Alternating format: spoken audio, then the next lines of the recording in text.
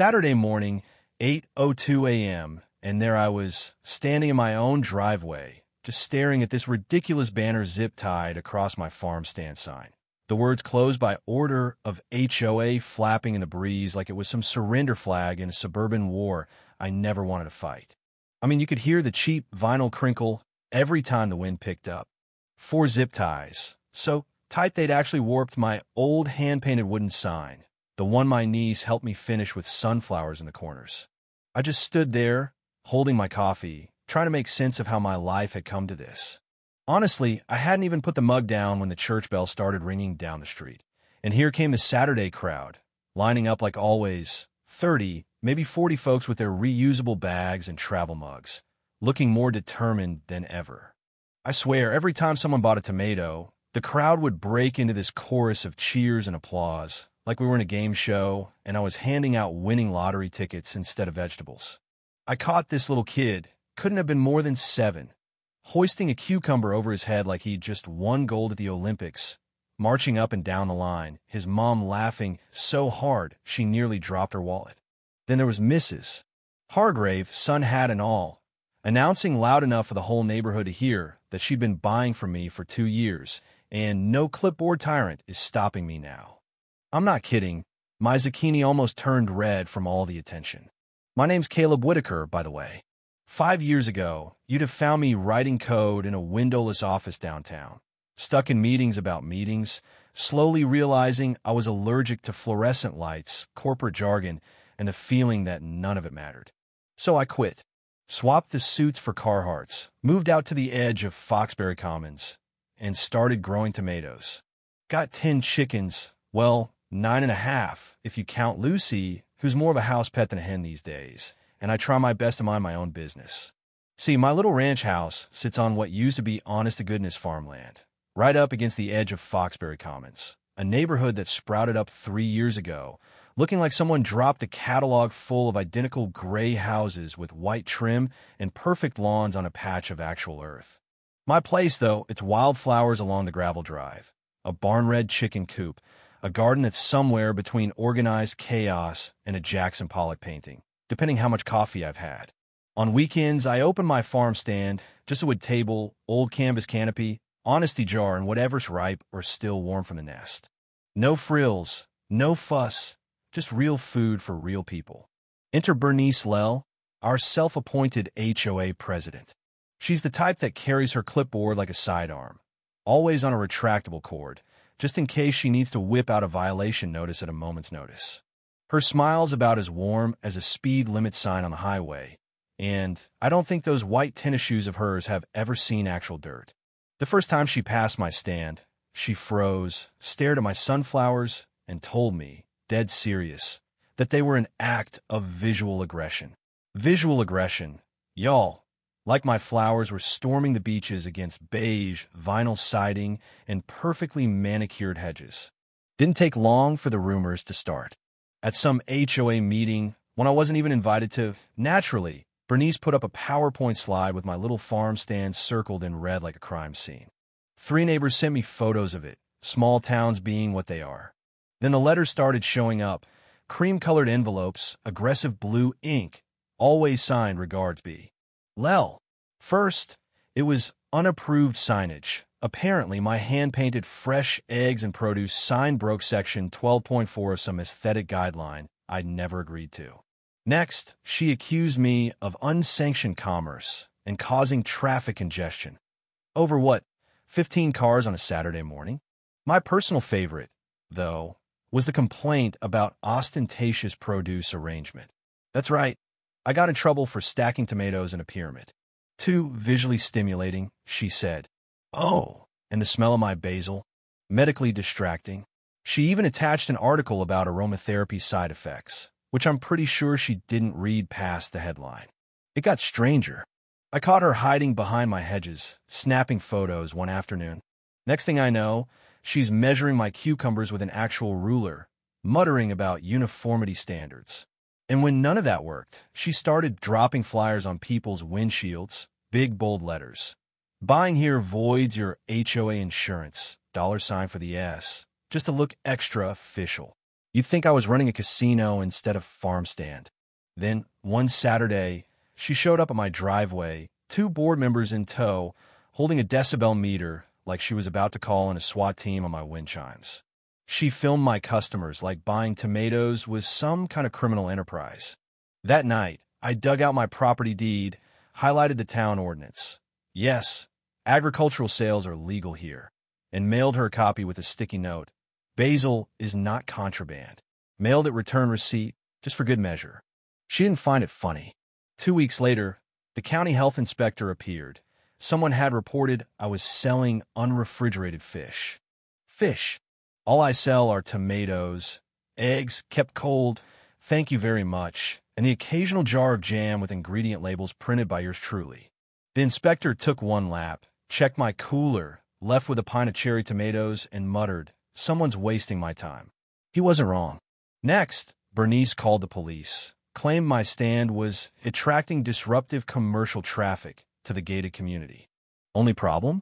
My stand faces Elm Road, which is public, and I'm not even part of Foxbury Commons. I just happen to be next door, which apparently offends Bernice more than jazz offends people who can't clap on the 2 and 4. But then she went nuclear. Early one Saturday, I wake up to find her zip-tying that closed by order of HOA banner across my sign and blocking off half the bike lane with orange traffic cones. Actual traffic hazard, in the name of safety. She stood there, arms crossed, waiting for me to react, looking like she just won the Super Bowl of petty suburban power moves. I didn't argue, didn't even raise my voice. I just called Martin, the town zoning officer. Now, Martin's a legend. 20 years of wrangling every weird neighbor dispute you can imagine. Shows up in less than an hour with his rolled-up parcel map and a face like he's seen it all before. Spreads the map across his hood, traces the property line with his finger, looks Bernice dead in the eye, and says, real slow, "Caleb's parcel is outside your HOA boundaries. He has permitted agricultural retail use. There are no violations." Then he points at the cones and says, "You can't enforce HOA rules off your property, and you definitely can't block a public right-of-way." Bernice starts up about property values, but Martin just holds up a hand. Property values aren't laws. Laws are laws. Meanwhile, my phone's blowing up. The Cedar Hollow Farmers Association sent a mass text. Farm stand under attack. Bring your appetite. The guy from the hardware store calls, says I can borrow his portable chalkboard. So I set it up on the grass, big letters, open. Bernice says no. Town says yes. Vote with your breakfast. By noon, Elm Road looks like a county fair broke loose. Cars on both sides, families on blankets, bakery from downtown setting up shop with cinnamon rolls and sourdough so fresh you could smell it halfway down the street. Coffee cart from the farmer's market shows up, pouring lattes with little vegetable foam art. Somebody with a fiddle starts playing on my fence. Kids are dancing. Dogs are rolling in the grass. The mayor swings by, snaps a selfie buying peaches, tells anyone who'll listen. Small farms are the backbone of Cedar Hollow. Martin even comes back, this time with his wife, and buys pickles and sunflowers. Reporter from the Gazette snaps a photo of a golden retriever in a Produce Patriot bandana. And right when the party's hitting its stride, Bernice comes storming back, red-faced, whistle around her neck, waving what look like homemade citations.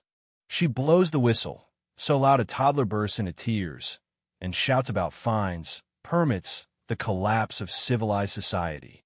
She tries to write up everyone for illegal commerce, but a guy buying lettuce just asks, "What authority do you have over people who don't live in your HOA?" And Bernice tells him to mind his business, while making his business her business. Here's where the twist comes in. The health inspector rolls up again, same guy. Only this time he's here to buy eggs for his family.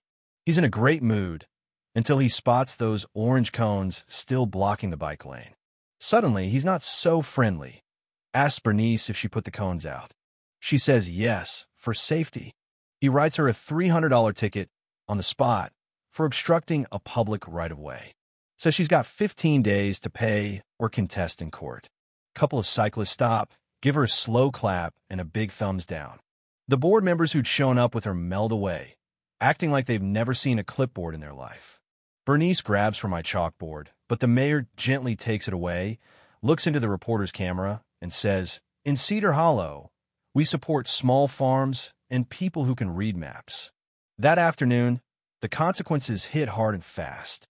The town fines Bernice $300. The HOA's insurance company sends a letter. Any more overreach, and their coverage is in danger. The board holds an emergency meeting, and word on the street is it got so heated someone threw a binder. They vote 6-1 to remove Bernice as president, with only Bernice voting for herself. They also ban her from taking any HOA action without full board approval for 5 years. She has to hand in her clipboard and master key. And the cherry on top? The judge gives Bernice a choice: pay the fine or do 80 hours of community service.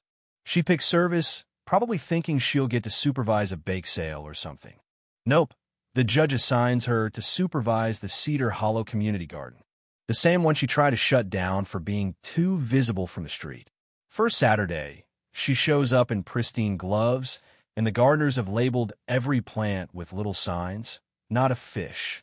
They even stuck one on the compost bin. Bernice just stands there, staring at a Cherokee purple tomato plant, face the color of a ripe heirloom. Somebody's planted basil right at the entrance. Guess the smell was medically distracting because she sneezed 4 times and asked to leave. The garden supervisor, a retired teacher with a wicked sense of humor, tells her those 80 hours aren't going to water themselves, and hands her a watering can. So yeah, that's how the Battle of the Farm Stand ended. And if you're sitting there thinking, was it worth it? Let me just say, seeing the whole community come together, watching the clipboard queen get dethroned by her own rules, and knowing my tomatoes are still selling out every Saturday, absolutely worth it. But let's be honest, how far should a homeowners association really be able to go? Where's the line between protecting property values and just plain bullying? Let me know what you think down below. Tell me your HOA nightmare, or whether small farms belong in neighborhoods like ours. And if you made it this far, don't forget to hit like, drop your story, and share this with someone who needs a little reminder that sometimes standing your ground is the most neighborly thing you can do.